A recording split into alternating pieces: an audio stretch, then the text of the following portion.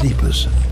Heat-sensitive receptors enable vampire bats to detect subtle differences in temperature. So it can pinpoint exactly where the warm blood flows close to the skin. She bites. Her saliva contains a powerful anticoagulant known as draculin.